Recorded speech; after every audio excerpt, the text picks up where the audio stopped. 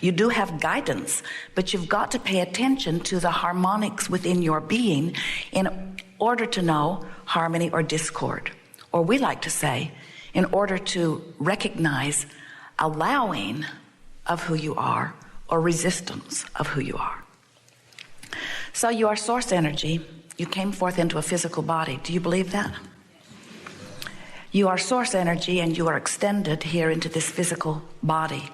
And in doing so, the non-physical part of you is flowing with you. And when you were first born, there was very little difference in the vibration of you as non-physical and the vibration that you became as physical. Some slight variance, because being born causes a realization, an assumption, a recognition, an observation. Even that infant is observing the time-space reality into which it is being born. It was observing what it felt like in your belly. So now this infant comes forth into physical experience, and now there is the first opportunity, as far as you are concerned, for vibrational allowing or resisting, because now there is the energy that is really you. You know, the larger part of you remains in non-physical. People say, oh, Abraham, if physical is so great, then why doesn't the non-physical come here and be with us? And we say, that's like saying, oh, if being a toaster is so great, then why doesn't the electricity become a toaster?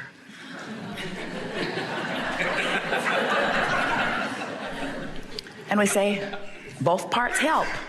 Both parts help if you want toast. So the non-physical part of you remains in non-physical in the sense that the fullest part of you is not projected into this body. The fullest part of you is the vibrational culmination of all that you have been. It is the pure positive energy stream. It is the source of you. It is the God force of you. It is pure positive energy, meaning it is without resistance. So as you come forth into this physical body, now you have the opportunity of separating that vibration just a little bit. When you sleep, there's no separation. When you're mad, there is. When you're in love or in joy, there's no separation. When you meditate, there's no separation. When you're frustrated, there's a slight separation. When you are feeling despair, there's a bigger separation. So the way you feel and the severity of the badness or the goodness of the way you feel is your indication of your alignment or not. So these 2 points of you play off of one another, always to help you know how you're doing in relationship with how you really are doing. So we think you can get it pretty easily that you were before you came into this body. That's not hard to acknowledge. And we can feel you coming along with us, that you were before you were in this body, and then a part of you came into this body. We can feel that you can easily acknowledge that, and we can feel that you can tell that it makes sense that your emotions would give you an indication of how well this part of you is lining up with this part of you. And since this part of you is dominant, we promise you, when you get irritated about something, or when you are frantic about something, or when you are worried about something, the source that is you never comes there to join you. Never. The source part of you always remains in that place of knowing and of well-being and of love and of the furthest extension of that which you are. And it's up to you, if you want harmony, to go to where the vibration of you really is. It's your choice, of course. You can go and feel good, or you can not go and feel bad, but it is your choice. That sounded a little parental, didn't it?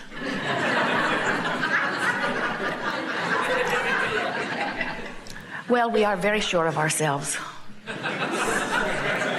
We know who you are and we know how that feels, and we want you to come join us, but it really is up to you. We are not wanting you to feel that we are seeing you as wrong when you don't come. We're just seeing you as not feeling good when you don't come, and we'd rather you feel better. That sounds a little parental too, doesn't it? So, but here's the part that we think you might not really be following along completely. This is the leading edge part of this seminar, that once you get it, it will be so valuable to you. And that is that the eternal you from non-physical projected part of itself into the you that you know as you for a very important reason, for the thrill of the leading edge expansion. So when that non-physical you is expressing through you, and you're having a contrasting experience, which you do all day, every day, where your preferences are born, here's the new part that we want you to get. A rocket of desire is born in that moment. In other words, whenever you know what you don't want, you know more clearly what you do want. And there are all levels of intensity of that, of course, but you are a preferring fiend. You just can't stop coming to new preferences. You can't shut that down. It's the eternal nature of this eternal universe. So it happens. And as that rocket of desire is born, here's the new part, the source part of you rides it and literally becomes it. So when you prefer something, source becomes the vibrational disembodiment, if you will, the vibrational mirror or match or beingness of that which you have preferred. And we call that evolving you that has happened as far as we're concerned, because we're there living it, being it. We call that your vibrational escrow, meaning it's there for you. You've made the contract, you've signed the deal, nobody else is going to walk away with it. It's there just waiting for you to come over there. And if you will follow your bliss, as Joseph Campbell so perfectly stated, you'll find it. In other words, it's over there where bliss is. The thing about following your bliss is that when you're really depressed, you can't get a whiff of it. And when someone says follow your bliss when you're depressed or when you're angry, they might as well be saying fly to the moon, because you have about as great a chance of doing that in this moment with your arms flapping as you do about following your bliss, because you cannot find your bliss from there, not immediately, but you could follow the direction of your bliss. In other words, you could go in the direction of your bliss. The thing that we want you to understand is following your bliss from a place of depression doesn't feel so blissful. It feels more revengeful. What do you think about that? Do you get it? That over there where you feel awful is your perception of disempowerment, and over here where you feel wonderful is your perception of empowerment. And these emotions, like love and appreciation, are a far cry vibrationally from these emotions and vibrations of despair and fear and depression. But between depression and joy are a lot of different emotions. Revenge and rage and anger and overwhelmment and frustration and hoping and believing and knowing. In other words, and many, many, many, many more words could be added to this depending upon what the subject of your attention is. But we want you to understand that there is a vibrational progression, and you cannot jump from there to there. It's like your radio dial being set at 630 and you demanding that you hear what's being broadcast on 98. Can't do it. You've got to change your frequency. So you say, well, I can change the dial on my radio with a push of a button. And we say, you can change your vibrational frequency. You'll get better and better and better at it. But we've never seen anyone jump from here to over here. It's a gradual process, and if you will accept that it is a gradual process, then you'll stop being mad at yourself as you are along the way. As Jerry and Esther are traveling from city to city, they don't get 20 miles out from their starting point and then begin arguing with each other about whose fault it is that they are not at the end of their 500 or 600 or 700 mile journey. Often they'll drive that in a day, and they accept that it's going to take some time. Most of the time they're driving. In fact, all day long, they're not where they intend to be at the end of the day. But it doesn't mean that where they are along the way is wrong. And yet, you often are on your way from one place to another place, and you're saying, wrong, wrong, wrong, not there, not there, not there, not there, not there, not there, not there, not there. And what happens when you're doing that is that you're not making any progress, because you say, hope we get there, wrong, not there, not there, not there, not there, not there, not there. The whole time you are unhappy about being there, you're pointed in the opposite direction. And when you're pointed in the opposite direction, you're not getting there. And so you want to be there, but you're not there. You want to be there, but you're not there. You want to be there, but you're not there. You want to be there, but you're not there. And then you say, oh man, this takes way too long. And we say, no, it doesn't. Just point toward what you want and keep moving in the direction of it. And here's the point that we really want you to get. In the moment you get pointed in the direction of what you want, you will feel better immediately. It's only pointed in opposition that feels worse. Pointed in the direction of what you want always feels better, even though you may be miles from being there. Pointed in the right direction always feels better. You know that, don't you? Have you ever been slow in traffic here?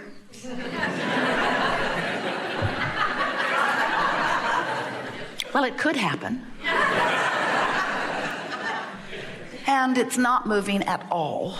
It's not moving at all. And then it starts to move just a little bit. Doesn't it feel ever so good when it starts to move just a little bit?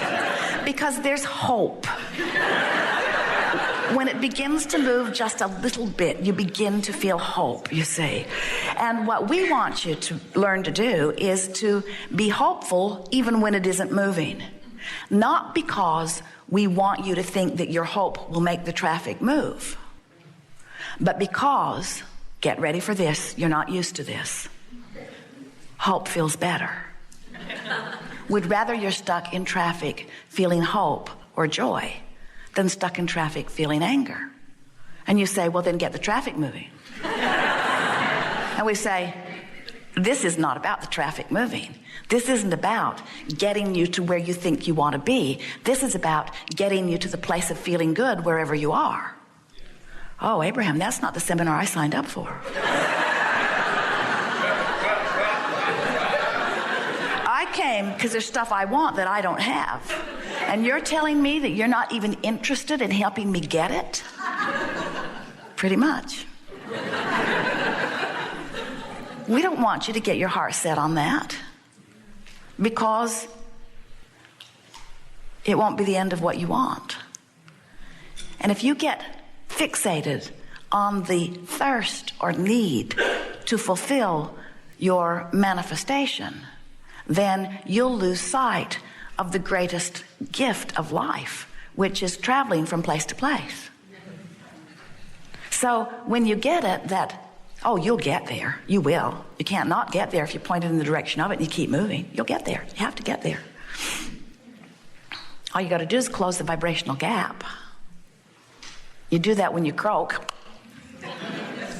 We just want you to get there before you croak.